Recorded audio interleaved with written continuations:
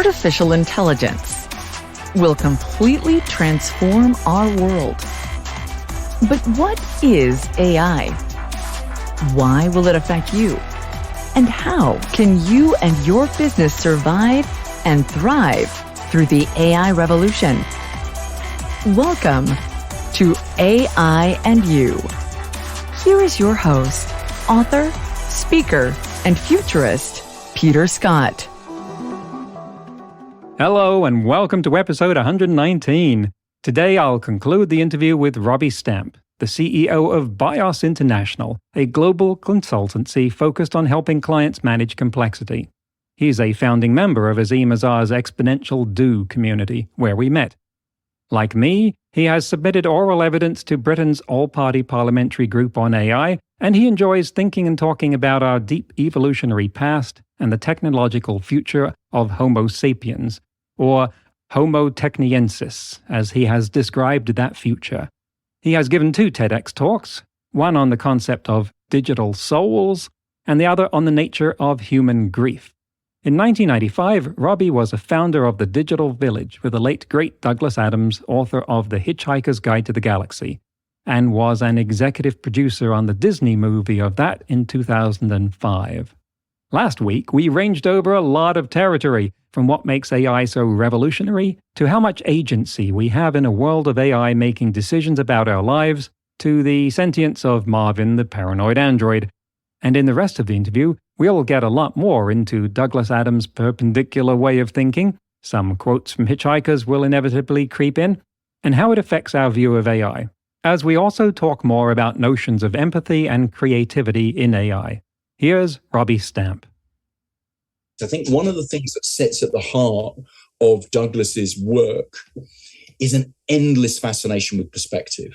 I think it sits in Hitchhikers, it certainly sits in Dirk Gently, it sits in his work, which he very often said was his favorite work, which was Last Chance to See, about endangered species, and his wonderful description of the rhinoceros with its phenomenally sensitive smell. Its phenomenology is almost being through time with the degrading of certain kinds of smells. So it exists in a different phenomenological space because the way in which it is parsing the smells in its environment through time, what's decaying, what's not decaying. Of course, that'd be true of a number of animals, but it's particularly true of rhinoceroses.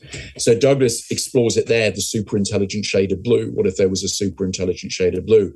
I think Douglas was just a genius at asking that, what if you looked at things this way? And I think that he didn't just once or twice.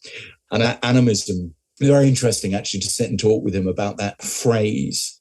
And it reminds me, I just wanted to get this off my shelves just quickly. One of the most stimulating papers I've read in the last few years was a paper called Making Kin with the Machines. And it was written by somebody who has Samoan and Cherokee heritage, somebody who has Lakota heritage.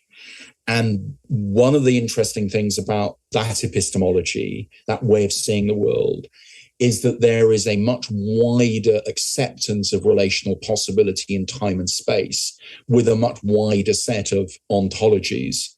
So the acceptance of the fact that there are trees and birds and animals and plants, and you are part of a much wider web of relationship, which brings about a little bit more humility on behalf of sapiens.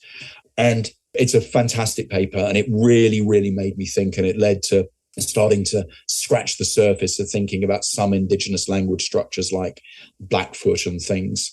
It's a lovely quotation from a book called Blackfoot Physics about language and language structure. So this is from the book called Blackfoot Physics by David Peat, who's a quantum physicist who worked with the great David Bohm. It's in a chapter called Language About Language. To hear the Haida people speak is to listen to the sounds of waves on the shore and the cry of birds. Other languages carry the sounds of the winds, the sense of an overwhelming presence within the eastern woodlands, a dim memory of the slowly moving growl of a glacier from the last ice age, the sounds spoken to animals, the words whispered to the spirit world, the high-pitched sounds sung softly by the Blackfoot as they ride at night so as not to frighten animals in their passing. And I just absolutely love that. A dim memory of the slowly moving growl of a glacier from the last ice age. The thought that two human beings with the same voice boxes and things that we've got could be in time and space, and I could use that voice box to communicate the slowly moving growl of a glacier from the last ice age. And it's incredibly beautiful. And so this making kin with machines, the machines, is what led me to thinking about other epistemologies, other ways of thinking about relationship in time and space. And Douglas used to tell this parable of a puddle. He used to describe this puddle that wakes up one morning and it looks around at the hole that it's in and it thinks to itself, this hole fits me very neatly. In fact, this hole that I'm in fits me so neatly, it must have been made especially for me. And the puddle continues to think that the hole that it's in was made especially for it as the sun comes up and the puddle evaporates. And I think that was Douglas's plea for a little more humility on behalf of sapiens and believing we're the apogee of cognition, perception, and intelligence.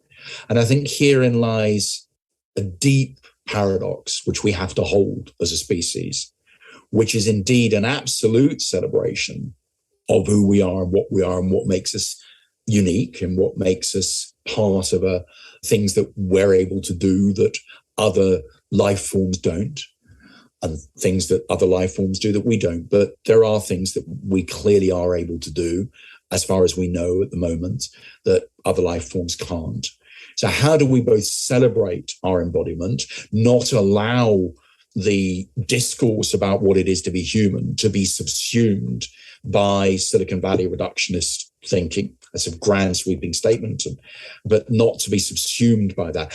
At the same time as to get over ourselves with that humility that Douglas, I think, reaches for and suggests all the time in his work. That deep paradox of celebration for us, particularly in our stewardship and getting over ourselves, and that humility, that radical humility, that creative humility, which actually that would bring in terms of so many of the problems the world faces today, whether it's climate change, whether it's litigating 2,000-year-old battles about territory and empire and state, to actually find the enormous release of energy and creative problem solving that comes from that form of humility and thinking about the way we sit in this infinitely beautiful, astonishing web of relationship in time and space. The beauty of this current agglomeration of atoms and physics and electrical impulses and biological processes. These two people sitting here in this moment in time and space on August the 22nd, 2022, a unique experience for us, laying down new pathways in our brains as we've done so. Our brains will have, even as we've been talking, gone to all sorts of things, some of which we've briefly articulated to ourselves, some which we haven't. How beautiful that is, how precious that is, and the humility that comes and the excitement that comes with that humility. I registered in the lockdown homohumilis.com as a domain in parce harare. We're not homo deus, and let us never be homo deus. But if we find this humility, this creative humility about where we sit, which was, I think, Douglas's greatest contribution, wrapped up in all the beautiful humor and fun and wit and satire and energy and irony, if we find that, maybe future generations will dub us not homo deus, but homo humilis. Forgive me, but the line, I think this is getting needlessly messianic, just popped right into my mind. But his work, as you say, kept prodding us to say, get over yourself. It presented this galaxy where we weren't special, where, in fact, most of the rest of it understood rules that we were unaware of, where there wasn't anything that was a top of the pecking order. And when something tried to do that, then by asking for the answer to life, the universe, and everything, it was taken down a peg by saying, well, you can't understand that because you don't know what the question is. And I would so love to talk to Douglas, obviously, about that. And you may be the person on the planet that's most able to channel his thoughts in that respect.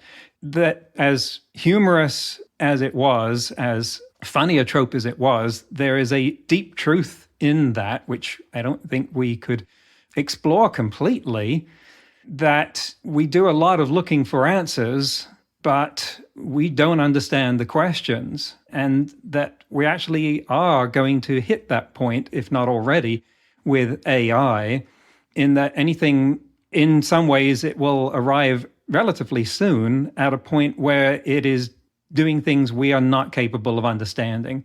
And I don't mean that in an artificial superintelligence kind of way necessarily, just an expansion of the ability of computers to compute so many things, but this will encroach or overlap on cognition in various ways that we already have the explainability problem. I don't know why more people don't connect it with deep thought, but you have networks making value judgments, and the only correct answer to why did you make that decision is, well, these million weights in my network were balanced to give that answer. So tough luck if you can't understand that. And so here's this intersection of philosophy, AI, and Douglas Adams coming to the forefront right now. And what do you think he would say about assertions that AI was becoming sentient, for instance, or just the general direction of this explosion of philosophy with respect to AI now? Gosh, I can't purport to speak for Douglas, and I'm sure plenty of, again, far better minds than mine who knew Douglas as well as I did. I think he'd be exploring these questions because you can see them there in the work. You can see he is in the work exploring those what ifs, those shifts in perspective. The world looks like this through human cognitive, phenomenological, social, political, anthropological ways of thinking, which have evolved through billions of years, or more recently in terms of sapiens, hundreds of thousands of years, etc. So I think he would have been wryly, deeply concerned with these kinds of issues. That great, how do you explain to the Amazon what it'll be like when you hit the sea? Well, you can't explain it except river rules will no longer apply, which again is just brilliant. I think he talked about a bunch of other rivers as well, but that river rules will no longer apply is kind of all you can say about it to a river that has experienced banks and trees and sandbanks, and suddenly that's what's happening. And I think it was that intellectual willingness to have that humility, and both that humility about where sapiens sits, that deep intellectual curiosity about other forms of perspective. So I think he'd be worrying away, thinking away, and then being humorous as well about these, not one of my fortes, about these challenges. And I think that when he explores the relationships that characters have with deep thought, as you say, the questioning, the number 42, Paul Douglas, he always just says it was a joke, but just a number that sounded right. He liked the sound of it, but it has become this standard. And as you say, it's, well, if you ask the wrong question, then you get an answer like 42. And so he was thinking about that. So I think he would be deeply engaged, but I think you can see there deeply embedded in his work was this endless fascination with other perspectives. And I think a horror of what happens when people are certain and say they're certain about things. I had an interesting experience a few years ago. I was asked by a Radio 4 producer here in BBC, to be part of a series which was going to be in conversation with the archive of a dead person. And Derek Jarman, the filmmaker, Malcolm X, I think, and Douglas, and the family said they didn't want to do it, but if I did, then I had their blessing. So this guy rocks up with about 80 hours of audio interviews that Douglas had done in various stages, sort of grouped into different groupings. And we have a pre-chat about what I wanted to talk about. And I said, well, I don't feel I can talk about the origins of HitchHikers because I didn't know Douglas then. I don't feel I can talk about that with any degree of authenticity, but I would like to talk about perspective. And I had this very interesting moment where, so that the cans go on, the headphones go on, and I'm having a conversation, and he's suddenly in my head, the voice is in my head, Douglas's voice is in my head. And there's a bit where I'm talking to him about certainty, and 3 books I'd read in a row: Vasily Grossman's Life and Fate, still one of the greatest novels I've ever read about the Soviet Union in the first half of the 20th century, a book called The Orphan Master's Son about North Korea, and a book called The Kindly Ones by Jonathan Littell about a fictional SS officer with the Einsatzgruppe, the death squads that followed up the Wehrmacht in Ukraine, in fact. They were all brilliant books, and they were all in ways exploring totalitarianism. And one of the things that they're exploring is the absolute evil that men and women do when they are absolutely certain that they are right and you are wrong, and the instrumentation of the other when you get into that space. And I was sharing this, and the guy played back something which Douglas had talked about perspective. And I felt this strange embodied moment of connection. It felt, because I hadn't read those books while he was alive, I was sharing them with him now. So that's kind of a loop back to the strangeness of relationship. Now, imagine that actually was not just Douglas in recording, but a pretty decent AI, which is working with Douglas and his speech patterns and going and starting to have a chat with me, what that might have felt like in terms of my human embodied response. But that certainty. So I think Douglas was deeply wary of anybody who believed that they certainly and absolutely knew the way things were. So that's why he was deeply suspicious of big organized monotheistic religions, that certainty that brings. So at one hand, he had that horror he saw, and then the intellectual fascination with perspective. So I think he would be deeply engaged in the evolution, the rapid evolution of the relationship between us and the way in which AI and data is now manifest in the world. Well, I was thinking about, again, it comes back to agency and what happens when that doing. So when we talked about it does things we can't, the famous example of AlphaGo. So it comes back to Move 37 in AlphaGo, where you've got something happening, and watching that rather good documentary where the humans watching it, somebody almost steps back and goes, what was that? And it had seen a move that humans hadn't made before. And in that sense, what it then did was it acted in the world. It didn't move the piece. Somebody moved the piece for it, but it might as well have had an arm which moved it. So it took its data processing, its insight in its sensory motors, and it acted in the world. So that boundary between it being able to do things and explicability and explainability, it really matters if in a very high risk environment, it does something that we couldn't do. It's seen a pattern that we couldn't see, and it does it without a human in the loop. And so I think it's really important to police that boundary space, to be aware in governance terms of that boundary, and when we're crossing it, when we've given it a form of agency. So if it's insights, but let's imagine it's quite a good thought experiment. Let's take a really intractable problem like Middle East problems, Palestine and Israel and so on. So for people who kind of go, these things will become more intelligent than us and super intelligent. Let's imagine as a thought experiment, an AI, a deep thought, which comes up with a solution. That's probably a pretty long deck. There's probably quite a lot of slides. And in the room, you've got the Israelis and you've got the Palestinians and you've got the Chinese and you've got the Lebanese and you've got the Syrians, you've got the Russians, you've got the Brits, you've got the Americans. And what then has to happen with this big 500 slide deck is every single one of those humans has got to go, yes, boss, that's what we will now go and do. We will go and follow your instruction to the letter. And then one of them gets out and there's a moment where some leader was going to be assassinated by a drone, but actually they didn't get in the car because their little girl fell down and broke their leg, and they take them to hospital. So that human then has to go back to deep thought, the boss, and go, little girl, broken leg, couldn't get to the body.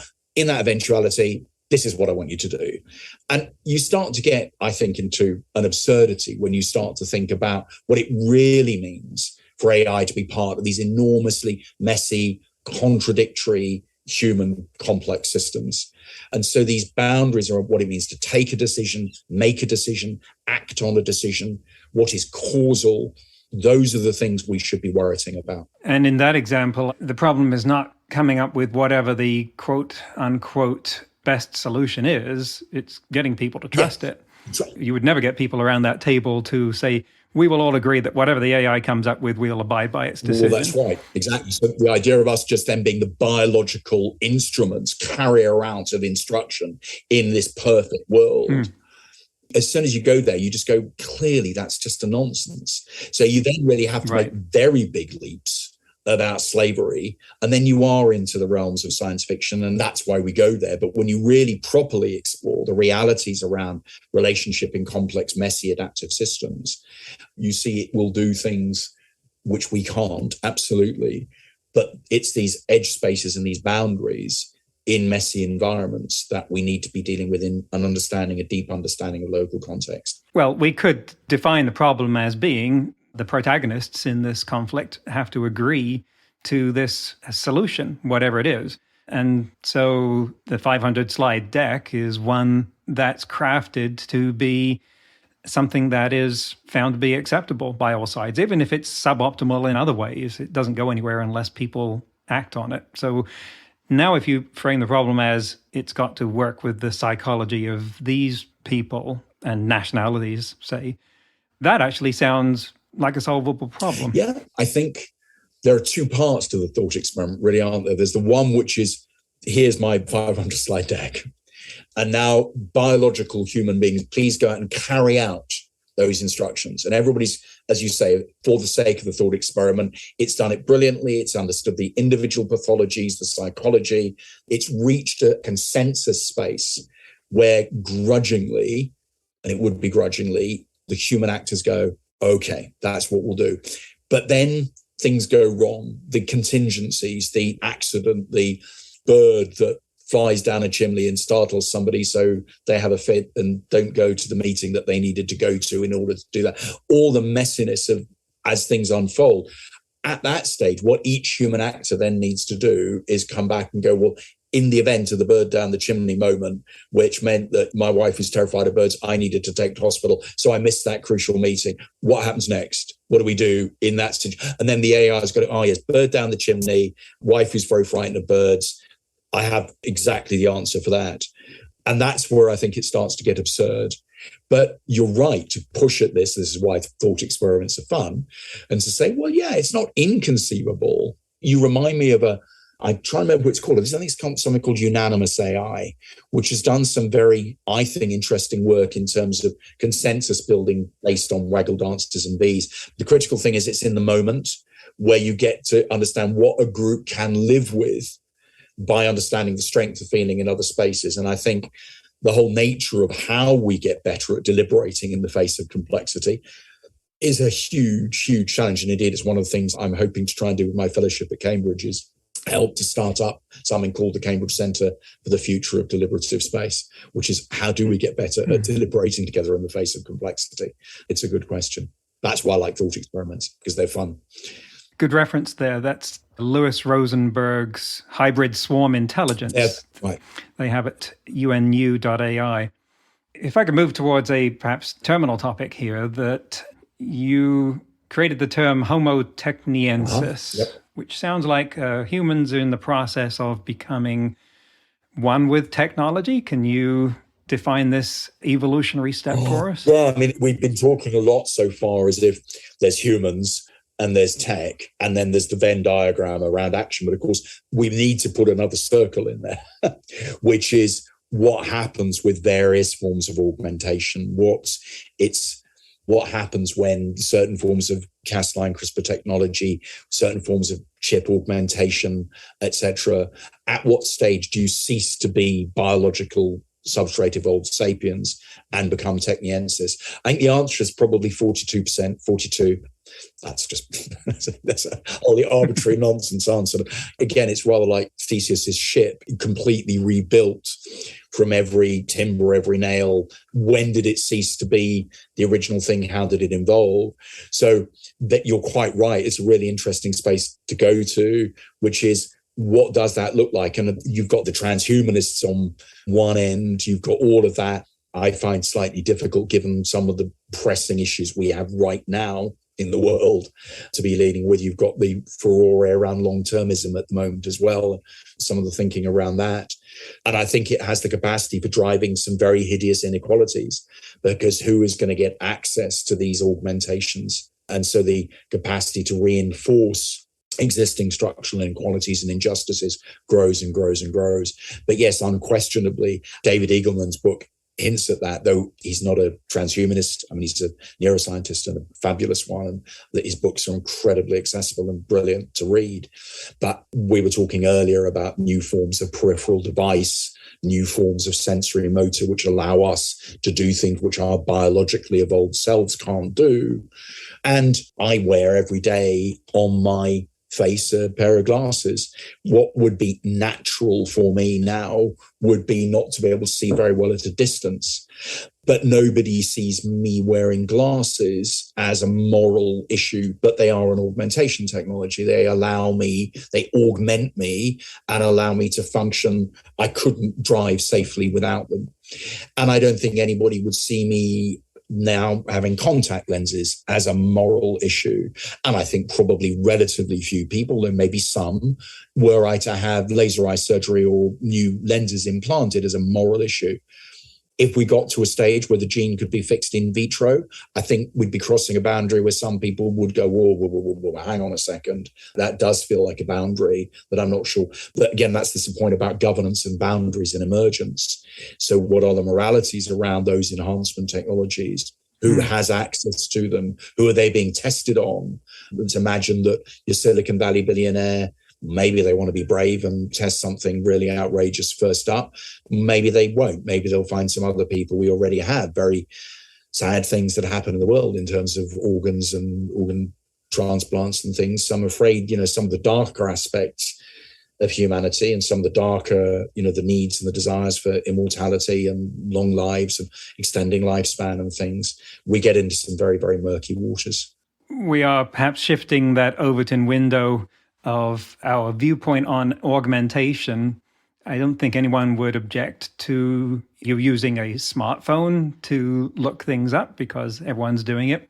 If that were implemented as a cortical implant that gave you a cellular direct connection between your brain waves and the cloud, there would probably be some people who did. And yet it just amounts to doing the same thing faster and less visibly. Yes, and again, if we stay with the thought that that is actually possible, that the people for whom that is going to be real to start with, if it is real, will be a very, very, very small subsection of a very elite group. But on the other hand, there are all sorts of amazing medical things that are happening with augmentation, which spinal cord injuries, which locked-in syndrome, which are allowing people to communicate.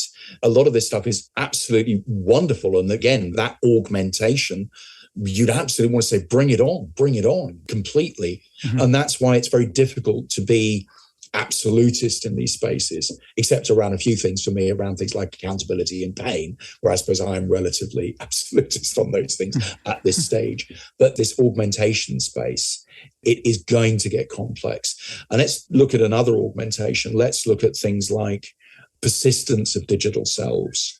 So what happens when there are forms of grief bots? We have them already. We already have. I was having a conversation with somebody about grief bots, and they were going, horrendous idea. It's terrible. And I was saying, well, if it brings solace to somebody who is grieving, and there's plenty of evidence that it does, not for everybody, but for some people, to be able to type and get some response and say, how was your day? And you say, is it really difficult? And I really miss you, and so on. And you find solace in that. Would you want to be, I said, so you're the government minister, you've got the ultimate responsibility. You're going to pass legislation which denies that solace. They should be talking to neighbors, and I get that, but supposing somebody isn't. Can you define the grief bot in this respect? Yeah, let's imagine a situation where, and I think there was an early case several years ago now, where a friend had died in a car crash, and they were part of a group of hackers and programmers, and she took a lot of the text messages that he'd ever sent her, and a bunch of other people volunteered theirs. And out of it emerged some form of natural language parsing, which meant she could come home at the end of the day and say, hi, I can't remember his name, whatever his name was.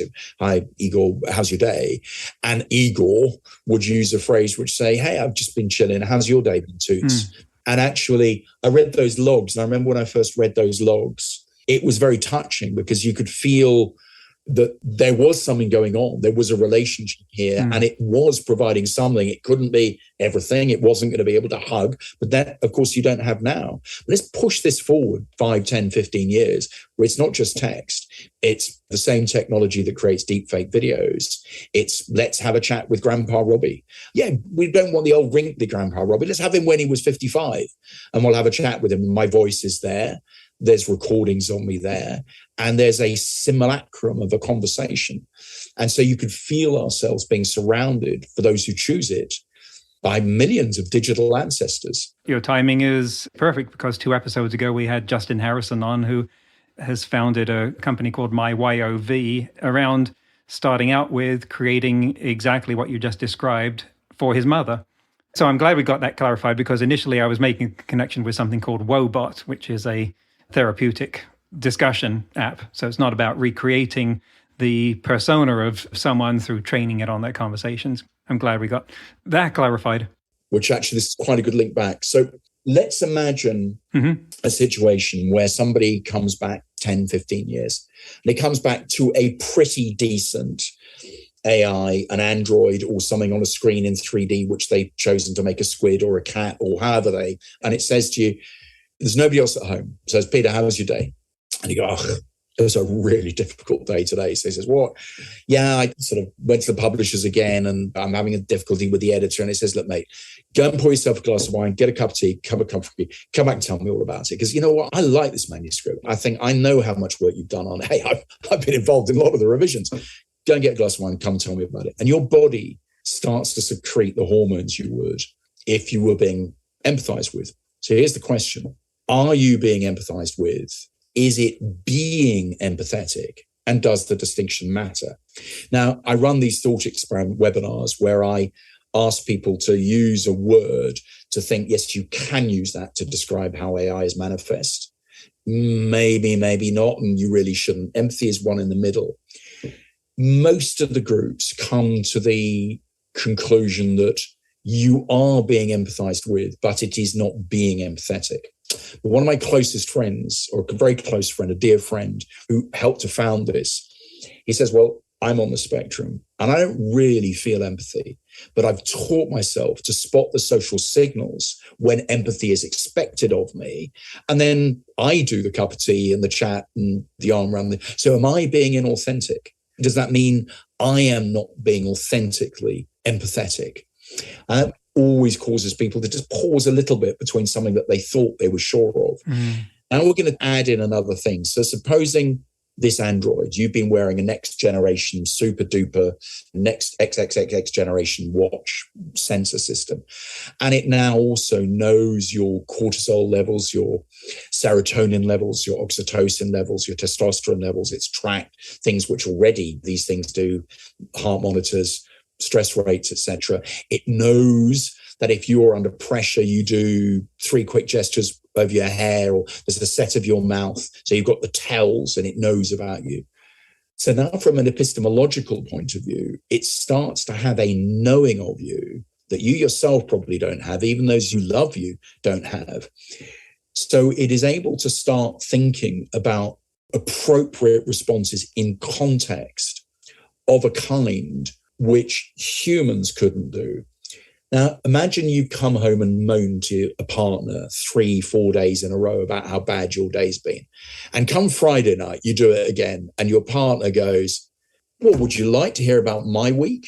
Because I had a very bad meeting on Wednesday, but you don't know about it because you didn't ask, because you've just come home every day and you unloaded on me and you have that argument. Now, imagine the thing could do the same thing. It could say, Robbie, look, we've had this same conversation for 4 days in a row. I gave you some advice. Why didn't you take it? Using that tone of voice with me. And I kind of feel a little bit chastened. So it could go, okay, 4 nights in a row, had this thing, no response, reach for something which is a little bit of tough love. So you could imagine a grief bot, which is why I kind of think we can link this back, acting with some of these levels of sophistication and you can absolutely see how and why we will be in relationship with these things. And there's no point people just saying you mustn't anthropomorphize them. They're only maths. They're only lookup tables, because we already are and we will be. Some people will choose not to be, but lots of people will be in relationships. So then who owns the data? Where is the data going in this relationship? How's that being data chartered?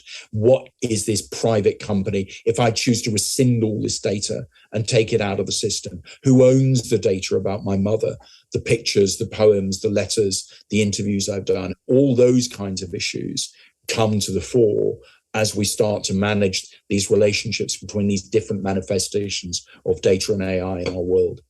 And as you say, it's already happening. I can provoke the same kind of discussion, debate, and angst by playing people a piece of music that I can then ask, what was your reaction to that? And they say, well, it was beautiful, the violin. I felt all these emotions. And I say, that was written by an AI. And they will often get upset because it did not feel what they felt that a human would have to go through to compose that. Yeah, I think, again, I remember doing that with my wife and saying, listen to these music, two rather beautiful pieces of choral music.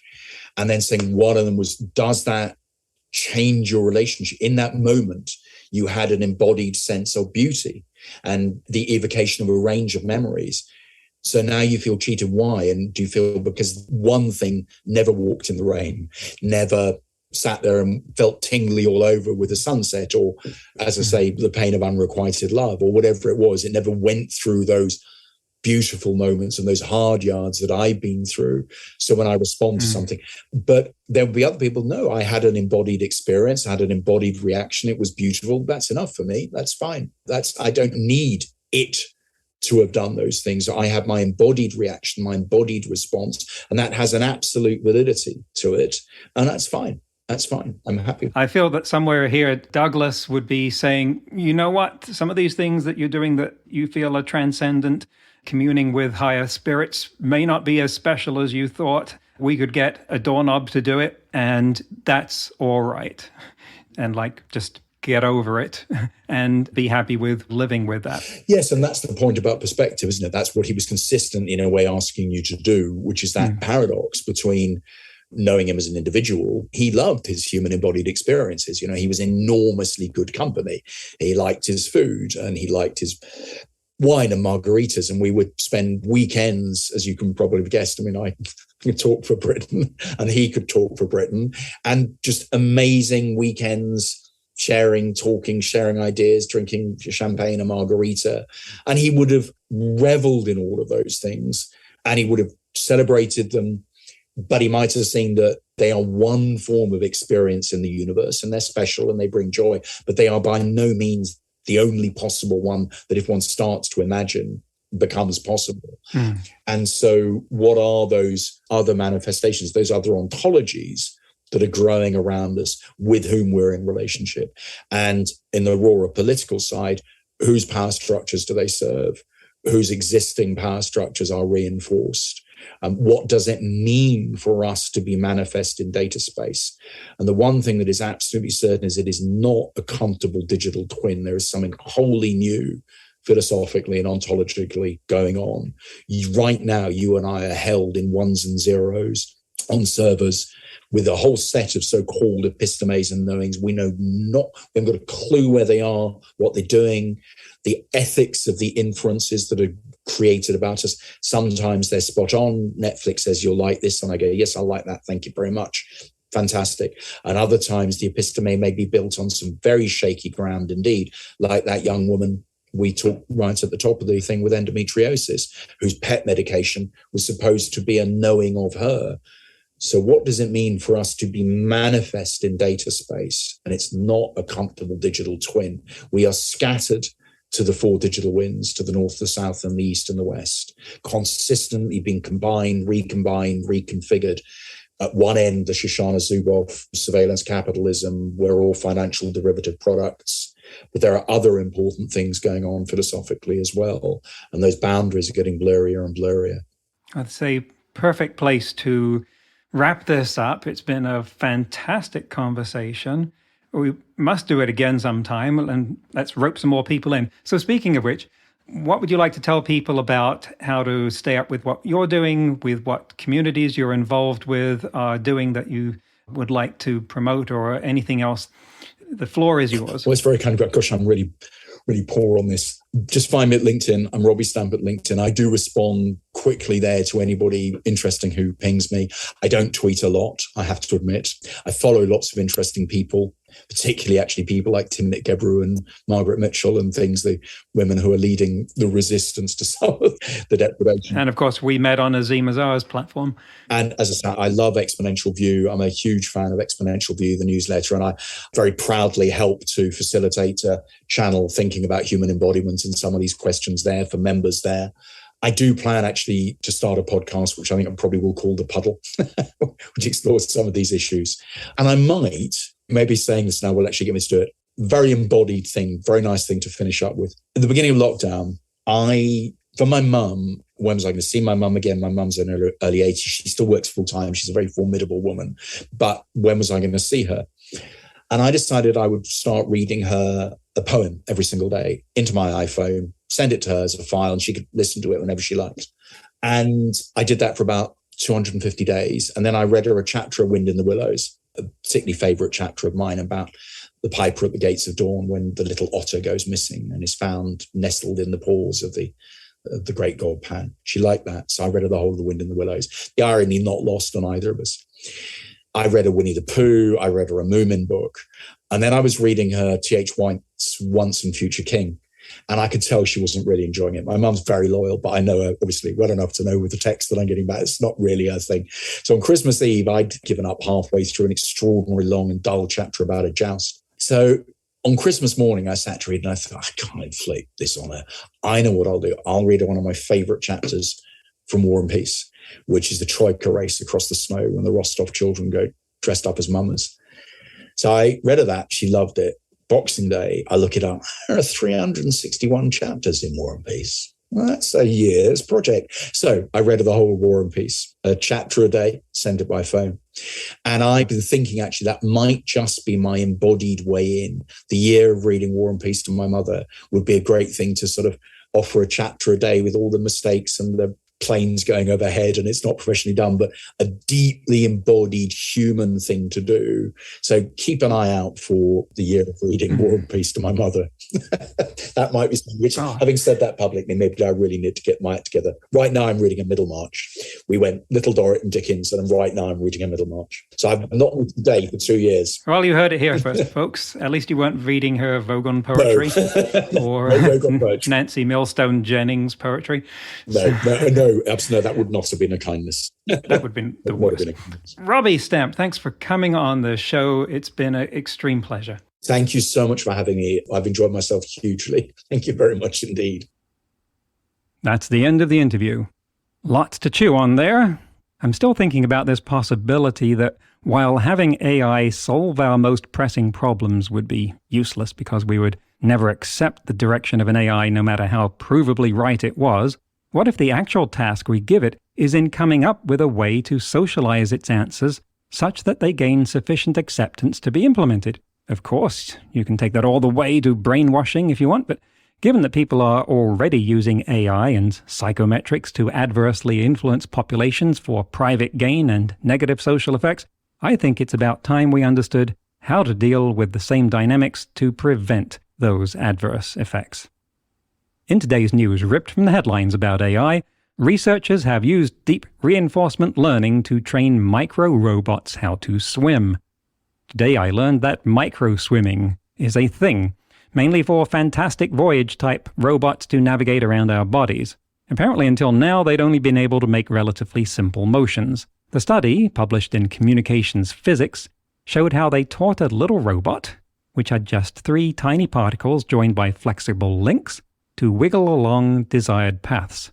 Reinforcement learning uses a reward function to train a network to produce outcomes that maximize the reward, in this case for developing swimming skills. Alan Tsang, assistant professor of mechanical engineering at the University of Hong Kong, said, "It does so without relying on human knowledge, but only on a machine learning algorithm." Next week, my guest will be Paul Newman, the founder of Oxbotica, a UK-based creator of software for autonomous vehicles, working on deployments of last-mile delivery services, autonomous mining vehicles, and Level 4 shuttles, among other things. I've been wanting to do an interview on this for a long time. You won't want to miss that. Next week on AI and You. Until then, remember, no matter how much computers learn how to do, it's how we come together as humans that matters. That's all for this episode of AI and You. Please leave a rating and comment and share with your friends. Get the book Artificial Intelligence and You and see more videos and articles at aiandyou.net. That's AIANDYOU.net. where you can also send us your questions. Thank you for listening.